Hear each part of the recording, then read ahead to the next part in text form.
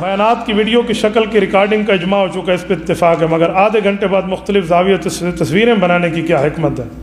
تو بھائیو تصویریں نہیں بنائی گئی تھی، یہ بھی آدھے گھنٹے بعد آپ کی ویڈیو بنائی گئی ہے تاکہ جو میری طرف کیمرہ لگا ہوا ہے وہ مجھے دکھا رہا ہے، جو آپ کی طرف جا رہا ہے وہ مجمع کو دکھا رہا ہے۔ آپ کہیں گے مجمع دکھانا ضروری کیوں ہے؟ تو ترہبون بہ عدو اللہ وعدوکم بھی تو ہے نا، اللہ اور اپنے دشمن کو صرف مارنا نہیں ہے، یرکانا بھی تو ہے نا، اس کو یرکا کے بتائیں گے کہ اتنی بڑی امت ماشاءاللہ آپ کے لیے دلائل تیار کر رہی ہے، تو آپ بھی دلیل میں ہیں، ہم بھی دلیل میں ہیں۔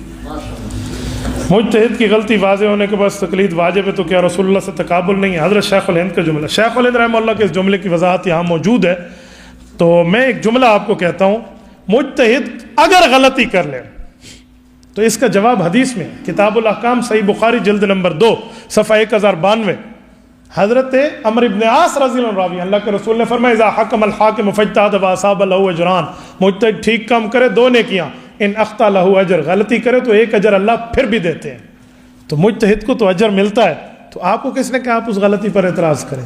نمبر 2 کہ شیخ الہند فرماتے ہیں حق امام شافعی کے ساتھ ہے تو اس مسئلے میں، لیکن ہم امام صاحب کی تقلید واجب ہے۔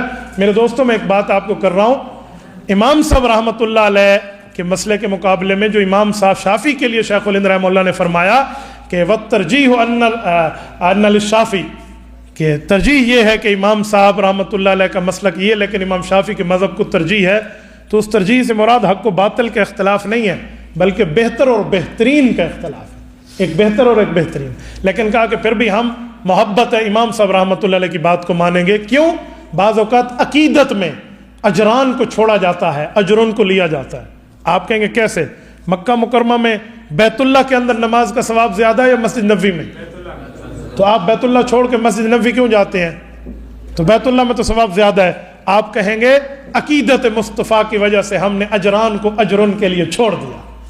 تو امام صاحب بڑے امام ہیں، صحابہ کے شاگرد ہیں، عقیدت کی وجہ سے انہوں نے امام شافعی کے مسئلے کی بہترین کو اپنی جگہ رکھا، بہتر کو پھر بھی قبول کیا، وہ حق و باطل والا نہیں ہے، بہتر اور بہترین کا اختلاف ہے۔